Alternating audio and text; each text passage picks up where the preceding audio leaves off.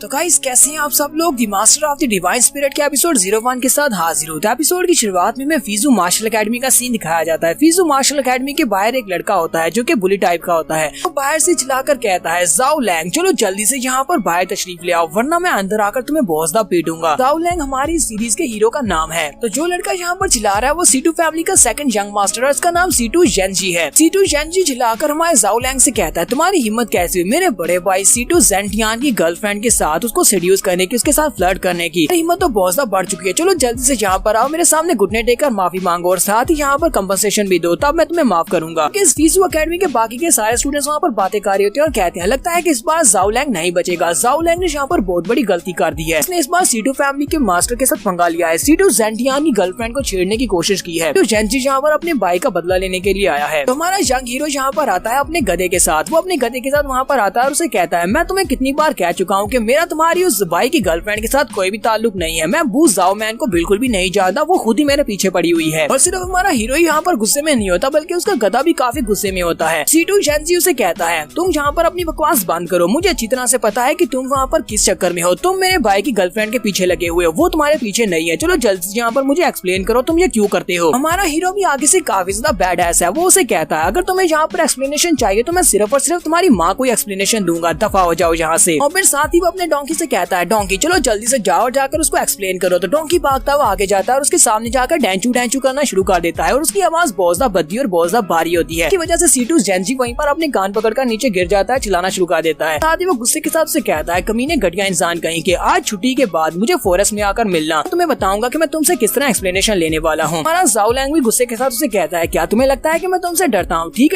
है फिर जंगल में तुमसे मिलेंगे, देखते हैं कि वहाँ पर कौन किसको पीटता है। साथ ही उसका डोंकी भी वहाँ पर उसका आंखें दिखा रहा था। फिर दोनों यहाँ पर आपस में एक चैलेंज करने के बाद पीछे की तरफ मुड़ जाते हैं। वहाँ पर जो स्टूडेंट्स होते हैं वो लोग कहते हैं लगता है कि इस बार जाओ लैंग नहीं बचेगा। जाओ लैंग बेचारा बहुत ज्यादा गरीब है और सिर्फ वारियर स्टेज का एक एक्सपर्ट है। इसने यहाँ पर C2 जेनजी के चैलेंज को एक्सेप्ट करके बहुत बड़ी गलती कर दी है। जहाँ पर ये सभी लोग हमें बताते हैं कि बू जाओ मैन इसके पीछे क्यों लगी हुई है। वो लोग कहते हैं जब से ये लोग डीमन माउंटेन के ऊपर से ट्रिप को कंप्लीट करके वापस आए हैं, वो जाओ मैन जाओ लैंग के पीछे पीछे घूमती रहती है। वो इसको घूर घूर कर देखती रहती है, पता नहीं उसे इसमें ऐसी क्या इंटरेस्ट दिखाई देती है। लगता है कि वो लड़की जानबूझकर यहाँ पर C2 जेंटियान के साथ ये सब कुछ कर रही है ताकि उसे एम्बेरस किया जा सके। बाकी के सभी लोग भी हंसना शुरू कर देते हैं। यहाँ पर टाइम गुजर जाता है। एकेडमी के पीरियड्स खत्म होने के बाद शाम के वक्त ये लोग पहुंच जाते हैं जंगल में। जंगल में हमारे दोनों ही, हमारा हीरो और साथ में उसका विलन, वो दोनों एक दूसरे के सामने खड़े होते हैं। अब के बाकी के सारे डिसाइपल्स भी इस मैच को एंजॉय करने के लिए वहाँ पर पहुंच जाते हैं। वो लोग कहते हैं चलो देखते हैं कि आज यहाँ पर कौन जीतने वाला है। लेकिन हमें लगा नहीं था कि जाओ लैंग यहाँ पर इसके चैलेंज को एक्सेप्ट करने के बाद यहाँ पर पहुंचेगा इससे फाइट करने के लिए। तो उसे भी अच्छी तरह से पता है कि वो कभी भी इससे फाइट में नहीं जीत सकता क्योंकि C2 जेनजी काफी ज्यादा पावरफुल है। क्योंकि अगर जाओ लैंग यहाँ पर C2 जेनजी से जीत भी जाता है तो उसके बाद C2 जेंटियान आता है जो कि जेनजी से भी ज्यादा पावरफुल है। अपने भाई के हारने का बदला तो इससे जरूर लेगा, वो इसको जरूर पीटेगा। यहाँ पर दोनों ही सूरतों में इसकी हार ही हार है। तो फिर जाओ लैंग को इस चैलेंज को एक्सेप्ट नहीं करना चाहिए था। हम लोग तो यहाँ पर देखने वाले हैं, अगर C2 जेनजी ने इसको जान से नहीं भी मारा तब भी यहाँ पर इसकी कल्टीवेशन क्रिपल हो जाएगी या फिर इसके हाथ पांव टूट जाएंगे। एक बार जाओ वूमेन भी आ जाती है। वो सभी लोग उसकी तरफ देखते हैं। जाओ वूमेन वहाँ पर आती है और कहते हैं ये तो जाओ वूमेन है, लेकिन ये यहाँ पर क्या करने के लिए आई है? लगता है कि ये यहाँ पर जाओ लैंग को शेयर करने के लिए आई है। ये जाओ लैंग की फाइट को देखने के लिए आई होगी और ये यहाँ पर क्या करने के लिए आई होगी। फिर ऐसा भी हो सकता है कि ये यहाँ पर अपने साले के मैच को देखने के लिए आई हो। जाओ वूमेन उन सभी की तरफ देखती है और कहती है तुम में से कोई भी यहाँ पर रहकर इस मैच को नहीं देख सकता, चलो जल्दी से यहाँ से दफा हो जाओ। वो सभी लोग कहते हैं क्या हम लोग इस मैच को नहीं देख सकते? तुम चाहती हो कि हम लोग यहाँ से चले जाएं? तो अगर दूसरा लड़का भागता हुआ आगे बढ़ता है और उसका मुंह बंद करवा देता और कहता है क्या तुम मरना चाहते हो? इसने जो कहा वही करो, चुपचाप यहाँ से निकल चलते हैं, हमें ये मैच नहीं देखना। अगर मिस बू यहाँ पर गुस्सा हो गई तो वो हम सभी में से किसी को भी नहीं छोड़ेगी। सभी लोग उसकी बात मानने के बाद पीछे मुड़ जाते हैं और कहते हैं अफसोस हम लोग इस मैच को देख नहीं पाएंगे, हम लोग तो जाओ लैंग को मार खाता हुआ देखना चाहते थे। सभी के वहाँ से चले जाने के बाद C2 जेनजी और उसके सामने हमारा जाओ लैंग होता है। दोनों एक दूसरे के आमने सामने होते हैं। तो जेनजी अपनी तलवार को उठाता है और उसे कहता है तुम्हारे जैसे कमीने के सामने जिसके पास तो माँ भी नहीं है, अपनी तलवार को यूज करता हुआ बिल्कुल भी अच्छा नहीं लगूंगा क्योंकि मेरी तलवार एक बहुत ही स्पेशल तलवार है। ये 3 फीट लंबी तलवार है जो किसी भी चीज को आसानी से काट सकती है। वजन 2 किलोग्राम से कम है, लेकिन ये जिसकी चीज के ऊपर भी चलाई जाती है उसको 2 हिस्सों में काट देती है। मैं इसे यहाँ पर चलाऊंगा और सिंगल अटैक में मैं तुम्हारी बॉडी के 2 टुकड़े कर दूंगा, इसी वजह से मैं इसको यहाँ पर यूज नहीं करूंगा। तलवार को वहीं पर नीचे ग्राउंड में गाड़ देता है और कहता है चलो ठीक है अब हम लोग यहाँ पर फिस्ट टू फिस्ट फाइट करेंगे, मैं अपने पंचेस को यूज करूंगा। हमारा जाओ लैंग उसकी तरफ घूर कर देखता है और उसके बाद वो अपनी टूटी फूटी तलवार को उठाकर उसकी तरफ फेंक देता है और कहता है ठीक है फिर मैं भी तुम्हारे साथ अपनी तलवार यूज नहीं करूंगा। तो ये दोनों यहाँ पर अपनी अपनी तलवारों को फेंक देते हैं। जाओ लैंग उसे कहता है तो फिर ठीक है हम लोग यहाँ पर पंचेस को यूज करेंगे, देखते हैं कि यहाँ पर कौन इस मैच को जीतता है। जाओ लैंग बेचारा तो यहाँ पर सीरियसली फाइट करना चाहता है, लेकिन उसी वक्त सीटू जेंजी आगे से हंसना शुरू कर देता है और साथ ही वो अपनी शर्ट को फाड़ता है तो उसके नीचे उसने गोल्डन आर्मर पहन रखा होता है, क्योंकि एक हाई ग्रेड का आर्मर ट्रेजर होता है, यानी कि वो काफी ज्यादा पावरफुल ट्रेजर होता है। तो हमारा ज़ाओलैंग उसे देखते ही कहता है, ये क्या बकवास है, तुमने तो कहा था कि तुम यहाँ पर फेयर एंड स्क्वायर फाइट करना चाहते हो, फिर तुमने ये बॉडी आर्मर क्यों पहना हुआ है। और जेंजी उस आर्मर के साथ अपनी पावर्स को रिलीज करता है, क्योंकि जब पावर को रिलीज करता है तो वो आर्मर भी साथ में उसकी पावर को इंक्रीज कर देता है और उसे कहता है, देखना मैं तुम्हें यहाँ पर एक पंच मारूंगा, मेरा एक पंच 20 टाइगर्स की पावर के बराबर होने वाला है। क्योंकि बहुत ही लोली वारियल स्टेज के एक एक्सपर्ट हो, इसी वजह से मेरा सिर्फ एक ही पंच काफी होगा। मुझे नहीं लगता कि तुम यहाँ पर मेरे खिलाफ फाइट भी कर पाओगे, तुम एक बिन मां के कमीने हो। तो मैं यहाँ पर तुम्हें इस बात को साबित करने वाला हूँ कि सीडू फैमिली कितनी महान फैमिली है। साथ ही वो हमारे ज़ाओलैंग के ऊपर पंच मारने के लिए आगे बढ़ता है और कहता है, अब इस बात का इल्जाम तुम मेरे पर मत डालना, क्योंकि अब तुम मरने वाले हो। और जाने के बाद ये मत कहना कि मैंने जहाँ पर तुम्हें बुली किया है, तुमने मेरी सिस्टर इन लॉ, तुमने मेरी भाभी के ऊपर गंदी नजर डाली, इसी वजह से मैं ये सब कुछ कर रहा हूँ। उसका पंच हमारे ज़ाओलैंग के बहुत ज्यादा करीब पहुंच जाता है। ज़ाओलैंग आगे से चुपचाप वहाँ पर खड़ा होता है। जैसे उसका पंच उसके और ज्यादा करीब पहुंचता है, ज़ाओलैंग हल्का सा मुस्कुराता है, उसके बाद वो उसके पंच को अवॉइड कर लेता है। तो सीटू भी इस बात से काफी ज्यादा हैरान होता है कि इसने पंच को अवॉइड कैसे कर लिया। उसी के बाद ही हमारा ज़ाओलैंग वहाँ पर हंसना शुरू कर देता है, फिर साथ ही उसके पेट में एक जबरदस्त पंच मारता है। जब वो उसे पंच मारता है तो आर्मर वहाँ पर टुकड़े टुकड़े हो जाता है, क्योंकि इसके एक पंच के अंदर 40 टाइगर्स की पावर होती है। ज़ाओलैंग के सिर्फ और सिर्फ एक ही पंच के साथ उसकी बॉडी के ऊपर जितना आर्मर होता है वो फुल आर्मर टूट जाता है, उसके टुकड़े टुकड़े हो जाते हैं और ज़ाओलैंग उड़ता हुआ काफी दूर जाकर गिरता है। बेचारे के 2-4 दांत भी टूट जाते हैं और साथ उसकी हालत बहुत ज्यादा बुरी होती है। हमारा ज़ाओलैंग आगे बढ़ता है और उससे कहता है, तुम लोग यहाँ पर सीरियसली फाइट कर रहे थे, तुम यहाँ पर अपनी बकवास बढ़ाई कर रहे थे, जबकि तुम्हें यहाँ पर डायरेक्टली मुझे पंच मार देना चाहिए था, तुमने यहाँ पर बहुत बड़ी गलती कर दी। एंजी उठकर बैठ जाता है और घबराहट के मारे सोच रहा होता है यहाँ पर हुआ क्या। इसके एक पंच के अंदर 40 टाइगर्स की पावर थी, लेकिन मेरे पंच के अंदर 20 टाइगर्स की पावर थी, वो भी सिर्फ आर्मर की वजह से। मुझसे ज्यादा स्ट्रॉन्ग कैसे हो सकता है, ये तो सिर्फ एक कचरा था। हमारा ज़ाओलैंग अपने पास एक छोटा नाइफ निकालता है और उसे कहता है, मुझे पता है कि मैं कभी भी किसी को बुली नहीं करता और ना ही किसी के सामने अपनी पावर्स को शो करता हूँ, क्योंकि मैं अकेले में बैठकर आराम और चैन शांति के साथ बैठकर कल्टीवेट करना चाहता हूँ। लेकिन तुम सभी लोग पता नहीं तुम्हें क्या मसला है, तुम सभी लोग बार बार मुझे गालियाँ देते हुए मेरे पीछे आ जाते हो। हमारा ज़ाओलैंग उस नाइफ को अपने हाथ में उछाल रहा होता है, फिर साथ ही अपने नाइफ को उसकी टांगों के बीच जाकर मारता है, जिसकी वजह से उस बेचारे की चिड़िया बहुत ज्यादा घबरा जाती है। ज़ाओलैंग गुस्से के साथ उसे धमकी देते हुए कहता है, अगर दोबारा तुमने कभी मुझसे पंगा लेने की कोशिश की तो मैं तुम्हारी पूरी की पूरी ज़ाओ फैमिली सीटू फैमिली को बर्बाद कर दूंगा, सभी को मार डालूंगा। साथ ही वो अपने नाइफ को थोड़ा सा आगे बढ़ाता है तो उस बेचारी की चिड़िया एक जोरदार चीख मारती है। ज़ाओलैंग उसे कहता है, क्या तुम्हें मेरी बात की समझ आई। वो उसकी बात सुनने के बाद चिल्लाकर कहता है, हाँ मुझे समझ आ गई, प्लीज मुझे मारना मत। ज़ाओलैंग को महसूस होता है कि ज़ाओ वुमेन वहाँ पर आ रही है। वो कहता है, लगता है कोई यहाँ पर आ रहा है। वो उसको सेंस कर लेता है, फिर साथ ही वो जेंजी से कहता है, यहाँ पर नाटक करो जैसे कि तुम मुझे मार रहे हो, मैं नहीं चाहता कि बाकी सभी लोगों को मेरी पावर्स के बारे में पता चले। जेंजी इस बात से काफी हैरान होता है कि यहाँ पर क्या कह रहा है। वक्त हमारा ज़ाओलैंग पीछे की तरफ जानबूझकर गिरने का नाटक करता है और वहीं पर लड़कना शुरू कर देता है और कहता है, प्लीज मुझे और मत मारो यंग मास्टर सीटू, प्लीज मुझे मत मारो, मुझे बहुत ज्यादा दर्द हो रहा है, मुझे बहुत ज्यादा मार पड़ चुकी है। तो यंग मास्टर भी वहाँ पर काफी हैरान होता है और कहता है, आहिर बेवकूफ यहाँ पर कर क्या रहा है, पहले इसने मुझे मारा और अब यहाँ पर खुद नाटक कर रहा है। फिर साथ ही उसकी नजर वहाँ पर ज़ाओ वुमेन के ऊपर पड़ती है। ज़ाओ वुमेन की तरफ देखने के बाद वो ज़ाओलैंग की तरफ देखता है। ज़ाओलैंग उससे इशारा करता है कि क्या तुम्हें समझ आई। सीटू जेंजी से कहता है, हाँ मुझे समझ आ गया। और उसके बाद वो भी नाटक करना स्टार्ट करता है, उठकर खड़ा हो जाता है और उसे कहता है, अगर दोबारा कभी तुमने मेरे साथ इस तरह करने की कोशिश की तो फिर मैं तुम्हें मार डालूंगा। इस बार मैं तुम्हें यहीं पर इतनी मार मारने के बाद छोड़ने वाला हूँ, इसलिए दोबारा कभी इस तरह की हरकत मत करना। अब मैं यहाँ से जा रहा हूँ। कहने के बाद सीटू जेंजी पीछे की तरफ मुड़ जाता है और उसकी चिड़िया भी उसके साथ साथ ही चल रही होती है। जबकि ग्राउंड के ऊपर दिखाते हैं कि डर के मारे उस बेचारे ने वहाँ ग्राउंड के ऊपर सुसु भी कर दिया होता है। तो ज़ाओलैंग भी उठकर खड़ा होता है और अपनी बॉडी के ऊपर हाथ रखा होता है, जैसे कि उसे काफी ज्यादा चोटें लगी हैं। वो वहाँ पर नाटक कर रहा होता है जख्मी होने का और उठकर वो पीछे की तरफ मुड़ जाता है। वो वहाँ से वापस जा रहा था, जबकि ज़ाओ वुमेन छुपकर उसकी तरफ देख रही होती है और कहती है, वाकई में यही वो लड़का है जिसने डीमन माउंटेन के ऊपर मेरी जान बचाई थी, क्योंकि इस लड़के की बैक और उस लड़के की बैक बिल्कुल एक जैसी थी। वहाँ पर मैं उस लड़के का चेहरा नहीं देख पाई थी, इसी वजह से मैं इस बारे में कंफर्म नहीं हूँ कि डीमन माउंटेन के ऊपर इस लड़के ने मेरी जान बचाई थी या वो कोई और लड़का था, लेकिन मैं एक न एक दिन इस बात को कंफर्म कर ही लूंगी। ज़ाओलैंग वहाँ पर इस फाइट को जीतने के बाद वापस की तरफ मुड़ पड़ता है। जब वो वापस आ रहा होता है तो वहाँ पर डिसाइपल्स खड़े होते हैं। वो लोग कहते हैं, देखो ज़ाओलैंग वापस आ रहा है। तो सभी लोग कहते हैं, इस लड़के के चेहरे की हालत तो देखो, लगता है कि सीटू जेंजी ने से बहुत ही बुरी तरह से पीटा है। ये बात तो हमें पहले से पता थी कि सीटू जेंजी से पीटने वाला है। हमें तो इस लड़के पर हैरानी होती है कि इसने उसके चैलेंज को एक्सेप्ट क्यों किया था, जबकि इसे पता है कि ये एक बहुत ही लो क्लास का वॉरियर लेवल का मास्टर है। मैं इसे कहता है, तो हमें तो इस बारे में पता भी नहीं है कि सीटू जेंजी ने से कितनी बुरी तरह से पीटा होगा। काश हम लोग भी वहाँ पर होते। अब वुमेन की वजह से हम लोग इस मैच को देख नहीं पाए। ज़ाओलैंग उन सभी की बातें सुनने के बाद अंदर से बहुत ज्यादा गुस्सा हो रहा होता है, लेकिन वो यहाँ पर अपने गुस्से को शो नहीं करवा सकता। वो सभी को अपनी पावर्स नहीं दिखा सकता। अपने गुस्से को उतारने के लिए वो बीस्ट अरीना में जाता है, जहाँ पर जाकर वो बीस्ट के साथ फाइट करता है। और इस बीस्ट अरीना में इसका एक निकनेम है, जहाँ पर इसको लोन वुल्फ कहा जाता है। तो वहाँ पर सभी लोग लोन वुल्फ का नाम पुकार होते हैं, क्योंकि इन्हें पता होता है कि जब भी ये किसी बीस्ट के साथ फाइट करता है तो ये इस फाइट को जीत जाता है। तो यहाँ पर उसका मुकाबला एक जान टीयर बीस्ट के साथ होता है जो कि अर्थ शैटरिंग टाइगर होता है।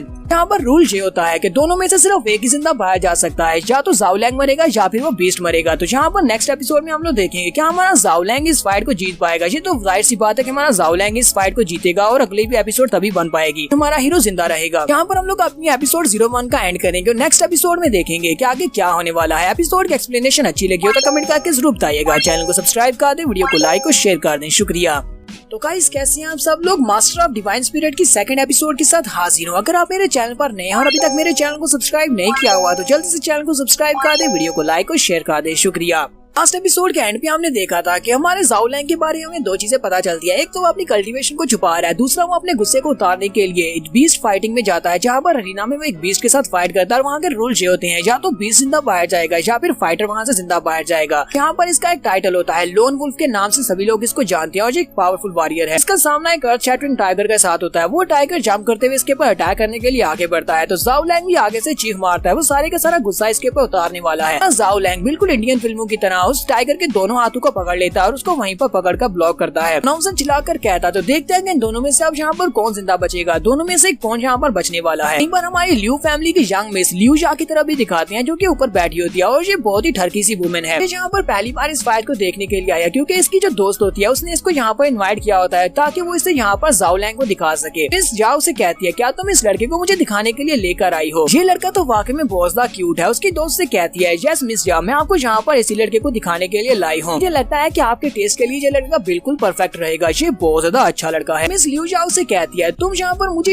ये कह रही हो कि मैं इसके साथ मजे कर सकती हूँ, लेकिन मुझे नहीं लगता कि ये इस फाइट को भी जीतने वाला है। वो एक जान टीयर के बीस्ट के सामने है और जान टीयर का बीस्ट एक पावरफुल बीस्ट होता है, वो इस लड़के को मार डालेगा। उसकी दोस्त हंसना शुरू कर देती है और कहती है मिस जा आप यहाँ पर गलत समझ रही है, इसको लोन वुल्फ कहते हैं, ये अकेला यहाँ पर फाइट को जीतता आ रहा है। जाओ से कहती है अच्छा ठीक है, अगर ये लड़का यहाँ पर इस मैच को जीत जाता है, बीस्ट को हराकर जिंदा बच जाता है तो फिर मेरे सबसे अच्छे बेड पर इसको बुला कर लाना, फिर देखना मैं इसके साथ क्या करती हूँ। ज़ाओलैंग ने वहाँ पर अपने दोनों हाथों के साथ बीस्ट के दोनों पंजों को पकड़ रखा होता है और साथ ही वो अपने मसल्स की पावर को एनहेंस करता है। तो उसके मसल्स में उसकी वहाँ पर वेन्स दिखाई देती हैं जो कि बाहर की तरफ निकल रही होती हैं, यानी कि उसके मसल्स के अंदर काफी ज्यादा पावर दिखाई जा रही होती है। तो अपने दोनों हाथों को ऊपर की तरफ उछालता है जिसके साथ वो बीस्ट को भी ऊपर की तरफ उछाल देता है और इसी के साथ ही वो खुद भी ऊपर की तरफ जंप करता है और ऊपर की तरफ जंप करने के बाद वो बीस्ट को एक जबरदस्त किक मारता है जिससे बीस्ट ग्राउंड के ऊपर गिरता है। बीस्ट के ग्राउंड के ऊपर गिरने के बाद एक धमाका होता है और उसी के साथ वो बीस्ट मर जाता है और हमारा लोन वुल्फ वहाँ पर अकेला खड़ा होता है, यानी कि उसने फाइट को जीत लिया है। वहाँ पर जितनी भी जनता होती है वो सारी की सारी जनता लोन वुल्फ कहकर उसके नाम के नारे लगा रही होती है। ऐसे हमारा लोन वुल्फ वहाँ पर इस फाइट को जीत जाता है। उसी वक्त मिस लियू जा भी उठकर खड़ी हो जाती है और काफी ज्यादा ब्लश कर रही होती है। वो कहती है हाँ ये लड़का तो काफी ज्यादा इंटरेस्टिंग है, तो इसे तो मेरे बेड के ऊपर होना चाहिए। साथ ही वो अपनी दोस्त से कहती है मैं अपने मेन रूम में जा रही हूँ, जाओ इस लड़के को बुलाकर लेकर आओ, इसे मेन रूम में भेज देना। वहाँ पर जो जनता होती है वो अभी भी उसके नाम के नारे लगा रही होती है। तो उसकी दोस्त हमारे ज़ाओलैंग को अपने मेन रूम में बुला लाती है, जबकि उसी वक्त अरीना के जो मास्टर होते हैं जिनका नाम मास्टर बा होता है, मास्टर बा के पास उनका सर्वेंट आता है और उनसे कहता है मास्टर मिस लियू जा ने हमारे ज़ाओलैंग को अपने रूम में बुला लिया है, उसने लोन वुल्फ को अपने रूम में बुलाया है, अब हम लोग क्या करें। मास्टर बा से कहते हैं कोई बात नहीं, मैं भी तो देखूं कि ये लड़का उसके सामने किस तरह क्या कर पाता है, क्योंकि अगर ये लड़का उसके चार्म्स के सामने बेबस हो जाता है और उसके साथ वो सब कुछ कर देता है जो उससे करवाना चाहती है, तो ये लड़का कभी भी आगे राइज नहीं कर पाएगा। नेक्स्ट सीन हमें बेडरूम का दिखाया जाता है। हमारे ज़ाओलैंग को जब बेडरूम में बुलाया जाता है तो सामने पर्दा लगा होता है, पर्दे के पीछे बेड होता है और बेड के ऊपर मिस ल्यूजा बैठी होती है। वो उसे कहती है लोन वुल्फ तो जल्दी से यहाँ पर आ जाओ, यहाँ पर तुम एक बीस्ट का मुकाबला करके आगे और यहाँ पर आगे आने पर तुम्हें डर क्यों लग रहा है। ज़ाओलैंग भी उसे देखकर ठरकियों की तरह शर्माना शुरू कर देता है। मिस ल्यूजा वहाँ से पर्दे को फाड़ देती है और सामने उसके बैठी होती है, उसने बिकनी पहनी होती है और साथ ही बहुत ही पतले से ऊपर एक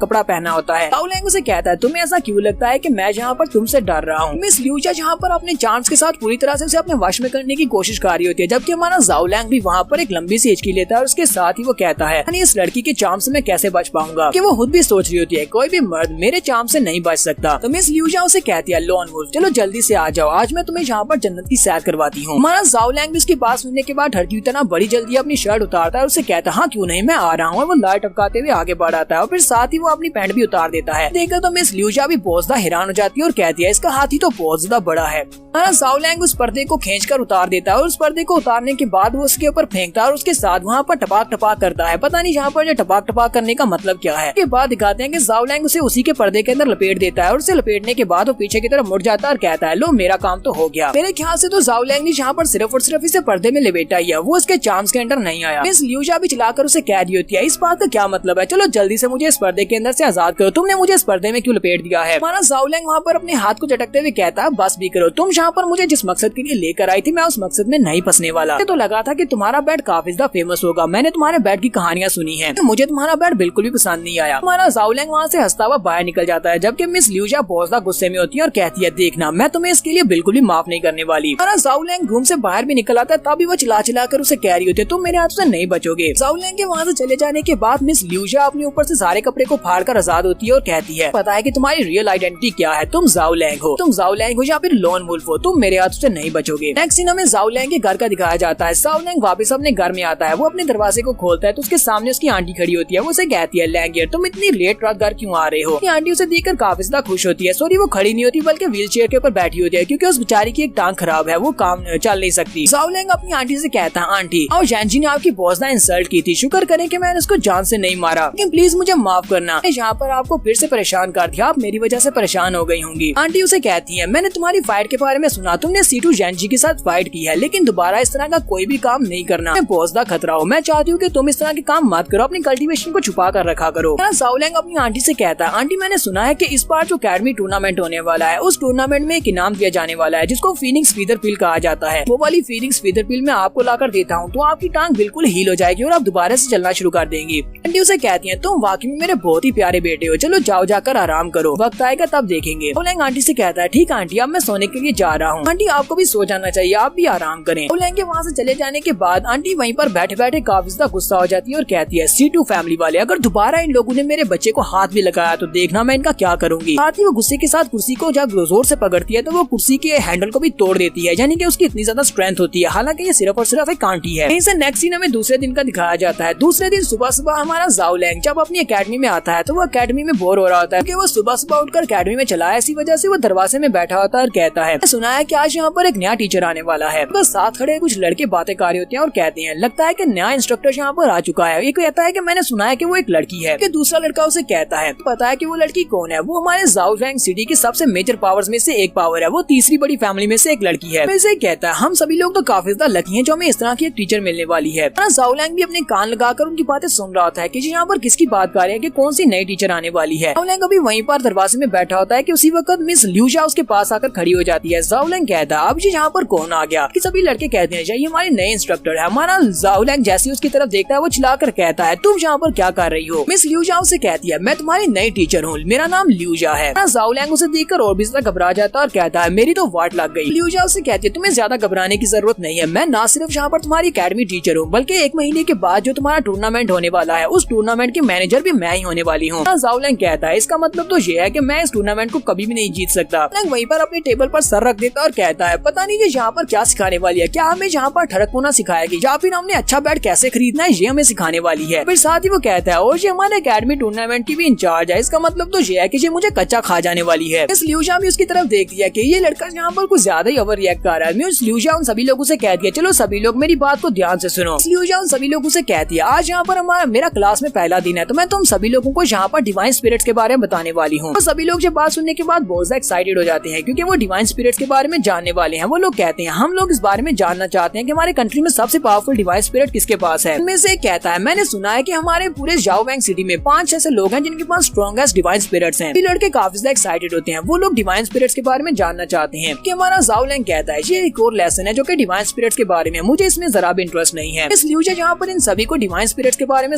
बताना स्टार्ट करती है। वो कहती है जब भी यहाँ पर कोई भी 18 साल की उम्र में पहुँचता है तो वो अपनी डिवाइन स्पिरिट को अवेकन कर सकता है। 18 साल की उम्र में तुम लोग अपनी डिवाइन स्पिरिट को अवेकन नहीं करते तो फिर तुम अपनी डिवाइन स्पिरिट को अवेकन नहीं कर पाओगे। एक बार अगर तुम लोगों ने अपनी डिवाइन स्पिरिट को एक्टिवेट कर लिया तो उसके बाद तुम लोग बहुत सारी नई टेक्निक्स को सीख पाओगे, बहुत ही स्ट्रॉन्ग एबिलिटीज को परफॉर्म कर पाओगे और बहुत सारे नए एट्रीब्यूट्स को सीख पाओगे। इन डिवाइन स्पिरिट को अवेकन करने के लिए हर साल हमारे पास जितने भी 18 साल के बच्चे होते हैं हम उनको डिवाइन स्पिरिट पवेलियन में भेजते हैं जहाँ पर जाकर वो अपनी डिवाइन स्पिरिट को अवेकन कर सकते हैं। वहाँ पर जाकर अपनी स्पिरिट को अवेकन करने के बाद गवर्नमेंट की तरफ से तुम्हें बहुत सारे रिसोर्सेज मिलते हैं और साथ ही तुम्हें एक टाइटल भी दिया जाता है। अगर तुम लोग यहाँ पर एक हाई ग्रेड की स्पिरिट को अवेकन कर पाती हो तो फिर तुम्हारा फ्यूचर लिमिटलेस होगा, तुम लोग बहुत ही आगे जा सकते हो और एक ग्रेट मास्टर बन सकते हो। टीचर यहाँ पर उनको को बातें बता रही होती है, जबकि वो सभी लोग वहाँ पर अपने कामों में बिजी होते हैं। वो सभी लोग वहाँ पर गप्पे लगा रहे होते हैं, जहाँ पर कोई वहाँ पर मार्शल आर्ट्स परफॉर्म कर रहा होता है। इस बात से काफी गुस्सा होती है और वो भी वहाँ पर टेबल के कॉर्नर को तोड़ देती है। फिर गुस्से के साथ उन सभी से कहती है, आज के लिए सिर्फ इतना ही काफी है, ठीक है, तुम सभी लोग जा सकते हो। ज़ाओ लैंग कहता है, इन सभी के बीच से मैं भी यहाँ से खिसक लेता हूँ, अगर टीचर ने मुझे देख लिया तो मैं बुरा फंसूंगा। ज़ाओ लैंग जैसे वहाँ से खिसकने की कोशिश कर रहा होता है, मिस लियूजा आगे बढ़ती है, उसे कॉलर से पकड़ती है और कहती है, तुम कहाँ पर जा रही हो, तुम्हें तो भी मेरे ऑफिस में आना है। ज़ाओ लैंग, चलो जल्दी से मेरे ऑफिस में आ जाओ, वहीं पर चलकर बात करते हैं। और मिस लियूजा उसे खींचते हुए अपने ऑफिस की तरफ ले जाती है। ज़ाओ लैंग कहता है, मुझे पहले से पता था कि ये यहाँ पर मुझे नहीं छोड़ने वाली, मेरी तो पक्का वाट लग गई है। नेक्स्ट सीन ऑफिस का दिखाया जाता है। मिस लियूजा उसे अपने ऑफिस में लेकर जाती है और उसे कहती है, चलो अब जल्दी से मुझे बताओ कि मैं तुम्हें क्या कहूँ, क्या मैं तुम्हें ज़ाओ लैंग कहूँ या फिर तुम्हें लोन वुल्फ कहूँ। मुझे नहीं लगता कि यहाँ पर सभी को पता होगा कि तुम लोन वुल्फ हो। ज़ाओ लैंग उसे कहता है, क्या तुम यहाँ पर पॉइंट की बात करोगी कि तुम मुझसे क्या बात करना चाहती हो। लियूजा भी आगे हंसना शुरू कर देती है और कहती है, अच्छा ठीक है, मैं यहाँ पर पॉइंट की बात करती हूँ। अब की बात यह है कि अगर तुम मेरी लियू फैमिली की मदद लेते हो तो मुझे लगता है कि तुम एक बहुत ही अच्छी डिवाइन स्पिरिट को अवेकन कर सकते हो, इसी वजह से मैं तुम्हारी मदद करना चाहती हूँ। यहाँ पर हम लोग अपनी एपिसोड 2 का एंड करेंगे, तो नेक्स्ट एपिसोड में देखेंगे क्या हमारा ज़ाओ लैंग इसकी मदद को एक्सेप्ट करेगा या नहीं। तो एपिसोड की एक्सप्लेनेशन अच्छी लगी हो तो कमेंट करके जरूर बताइएगा। चैनल को सब्सक्राइब कर दे, वीडियो को लाइक और शेयर कर दे। शुक्रिया।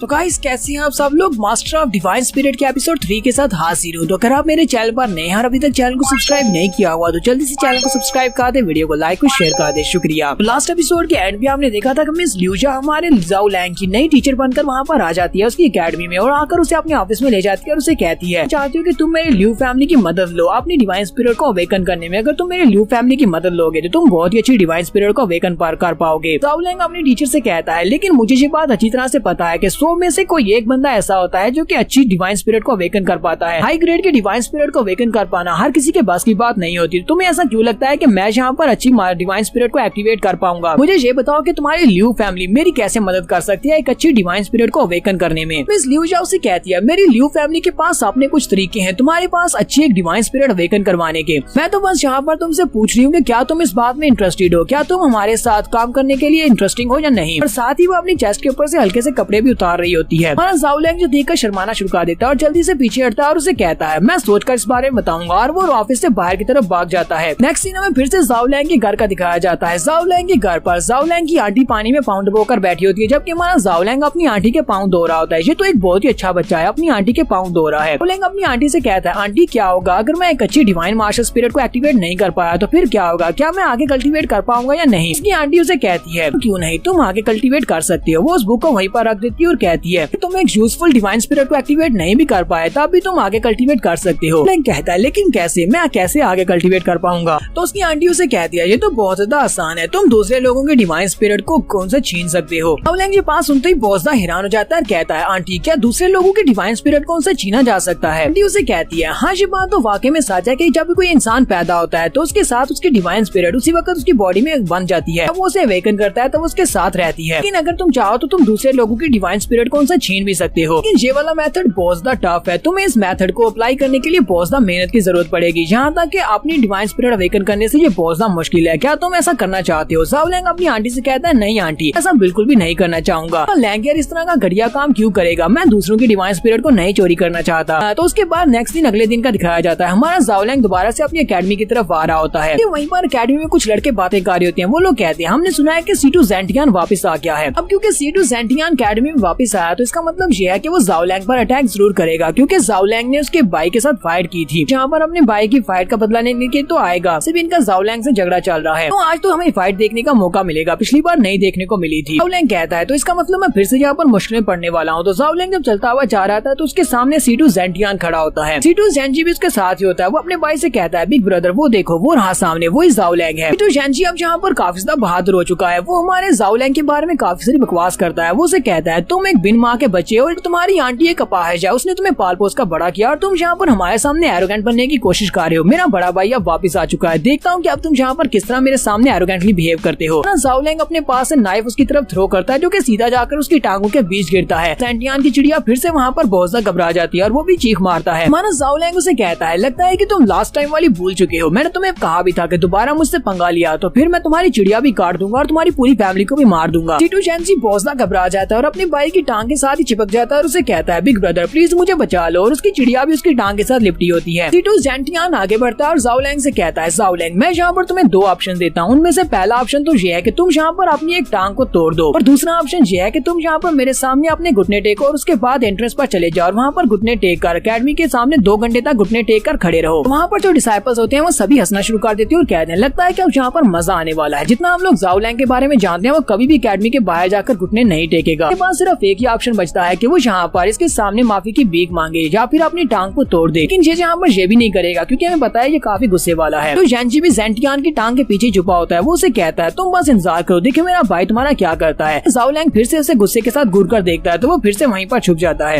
ज़ाओलैंग हंसना शुरू कर देता है और जेंटियान से कहता है अगर मैं इन दोनों में से कोई भी काम ना करूँ तो फिर तुम मेरा क्या करोगे। तो सीटू जेंटियान यहाँ पर एक बहुत ही गलत बात कर देता है। वो ज़ाओलैंग से कहता है अगर तुम ऐसा नहीं करते तो फिर मेरे पास 2 ऑप्शंस हैं, पहले जाकर तुम्हारी सपाहज आंटी को मार डालूंगा और उसके बाद तुम्हें मारूंगा, तो मुझे ये बताओ कि तुम दोनों में से पहले कौन मरेगा। ज़ाओलैंग ये बात सुनते ही बहुत ज्यादा गुस्सा हो जाता है और उसे कहता है मैंने चूज कर लिया और मैंने चूज ये किया है कि यहाँ पर सिर्फ और सिर्फ तुम मरोगे। इसके बाद जब तुम मुझसे माफी की भीख मांगोगे तो मैं तुम्हारी माफी की भीख को भी एक्सेप्ट नहीं करूंगा। जेंटियान भी उसे कहता है लड़के तुम मरना चाहते हो क्या, तुम्हें पता भी है कि मेरी कल्टीवेशन बेस क्या है। कि सीटू जेंजी वहीं पर खड़ा हंस रहा होता है और सोच रहा होता है मेरा ब्रदर जेंटियान जो एक हाई लेवल का वॉरियर है जबकि वो एक लो लेवल का वॉरियर है, दोनों की कल्टीवेशन में काफी ज्यादा फर्क है। तो लगता है कि ये लड़का यहाँ पर मरने वाला है। जेंटियान भागता हुआ उसके ऊपर अटैक करने के लिए आगे बढ़ा था। वहाँ पर खुश हो रहा था कि उसी वक्त उसके पास से उड़ती हुई कोई चीज बड़ी स्पीड से पीछे की तरफ जाती है। वो पीछे की तरफ देखता है तो उसका बड़ा भाई जेंटियान उड़ता हुआ पीछे की तरफ जा रहा था और दीवार के सजा कर टकराता है। वहाँ पर एक जबरदस्त धमाका होता है। सभी लोग देखकर बहुत ज्यादा हैरान हो जाते हैं कि इसने सीटू जेंटियान को थप्पड़ मारकर इतनी दूर फेंक दिया। सीटू जेंटियान भी फिर से उठकर खड़ा हो जाता है और वहाँ पर लंबी लंबी सांस ले रहा होता है। जेंजी कहता है कि मेरा भाई यहाँ पर वार्म अप करने की कोशिश कर रहा है, इसी वजह से ये सब कुछ हुआ है। अब उसने वार्म अप कंप्लीट कर लिया, अब जो जाकर ज़ाओलैंग को पीटेगा। ज़ाओलैंग उसे कहता है तुम्हारा भाई सिर्फ और सिर्फ एक कचरा है। जेंटियान बहुत ज्यादा गुस्सा हो जाता है, फिर से उसके ऊपर अटैक करने के लिए आगे बढ़ता है और उसे कहता है अब मैं तुम्हें मार डालूंगा, पहले तो मैं तुम्हें सिर्फ क्रिपल करना चाहता था। उसे पंच मारने के लिए आगे बढ़ता है। हमारा ज़ाओलैंग उसे फिर से पंच मारता है और फिर से उड़ता हुआ पीछे जाकर गिरता है। जेंजी कहता है मेरा ब्रदर जेंटियान यहाँ पर अपनी पावर्स को छुपा रहा है, वो यहाँ पर इस लड़के को बुली नहीं करना चाहता, इसी वजह से वो अपनी ट्रू पावर्स को शो नहीं कर रहा। क्योंकि जेंटियान को तो अच्छी तरह से पता होता है कि यहाँ पर वो उससे मार खा रहा है। वो भी सोच रहा होता है ऐसा कैसे हो सकता है, लड़के से कैसे हार सकता हूँ, ये बिन माँ का बच्चा है कमीना जिसके पास पावर्स भी नहीं है और रिसोर्सेज भी नहीं है, मैं सीटू फैमिली का यंग मास्टर हूँ। सीटू जेंटियान वहाँ पर उसे पंच मारने के लिए आगे बढ़ता है और कहता है लड़की अब तुम मेरे हाथ से बिल्कुल भी नहीं बचोगे। वो अपनी फैमिली की स्पेशल टेक्निक जिसका नाम टाइगर स्टैंड पंच होता है उसको यूज कर रहा होता है। तो जेंजी कहता है इस बार तो ये लड़का बिल्कुल भी नहीं बचने वाला, ये मरेगा। ऐसे ही उसे पंच मारने के लिए उसके करीब पहुंचता है तो ज़ाओलैंग उसे इस बार किक मारता है। उसकी किक इतनी ज्यादा पावरफुल होती है कि सीटू जेंटियान फिर से पीछे जाकर दीवार के साथ पटकता है। वहाँ पर एक और धमाका होता है।